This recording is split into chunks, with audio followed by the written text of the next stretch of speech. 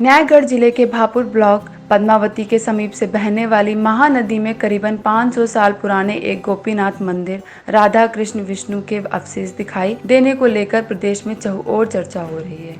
कुछ साल पहले भी इस मंदिर का अग्रभाग नदी का पानी कम हो जाने से दिखाई दिया था।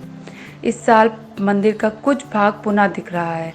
Indian national trust for art and cultural heritage in documentation of the heritage of the Mahanadi valley project के अधीन आने से इसने पूरे राज्य का ध्यान आकर्षित किया है। यह खबर सामने आते ही अब इस जगह पर लोगों की भीड़ भी जम रही है। पद्मावती गांव के लोग तथा इतिहासकारों के मुताबिक पहले इस जगह पर पद्मावती गांव था। यह पद्मावती गांव का मंदिर है। 400 से 500 साल पुरानी है मंदिर की निर्माण शैली। इस गांव एवं गांव के मंदिर के नदी में लीन होने के 100 से 150 साल लगने की बात वरिष्ठ अनुसंधानकर्ता अनिल धीर ने कही है। धीर ने कहा कि मंदिर के निर्माण शैली आज से 400 से 500 साल पुरानी है।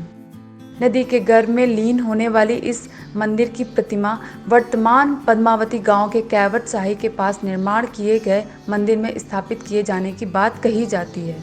उसी तरह से नदी के गर्भ में लीन होने वाले पद्मावती गांव के जगन्नाथ मंदिर की प्रतिमा टिकड़ीपड़ा और दधियावन जीव मंदिर में पद्मावती गांव के पदनाम सामंत राय के द्वारा प्रतिष्ठित रास बिहारी देव मंदिर की प्रतिमा वर्तमान समय में पद्मावती में है। महानदी के गर्भ में समाया पद्मावती गांव। महानदी के गतिपथ बदलने के साथ बाढ़ आने के कारण 1933 में पद्मावती गांव संपूर्ण रूप से महानदी के गर्भ में समा गया था। नदी को गतिपथ बदलकर पद्मावती गांव को अपने गर्भ में लेने में 30 से 40 साल का समय लगा। धीरे धीरे पद्मावती गांव ने गहरे जल में समाधि ले ली। पद्मावती गांव के लोग वहां से स्थानांतरित होकर रगड़ीपड़ा, टिकड़ीपड़ा, विजीपुर, हेमनपाड़ा, पद्मावती नया आदि गांव में बस गए।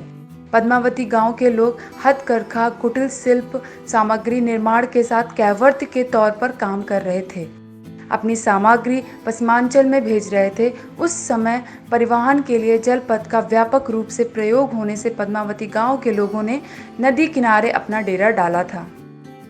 इस गांव में अनेक मंदिर होने की बात स्थानीय ग्राम के लोग कहते हैं। नदी का पानी कम होने के बाद भी सभी मंदिर स्पष्ट रूप से नहीं दिखते हैं। गोपीनाथ मंदिर की ऊंचाई अधिक होने से पानी कम होने के बाद यह दिखाई देने की बात पिछले 40 साल से महानदी में नाविक के तौर पर काम करने वाले आनंद बेहरा ने कही है।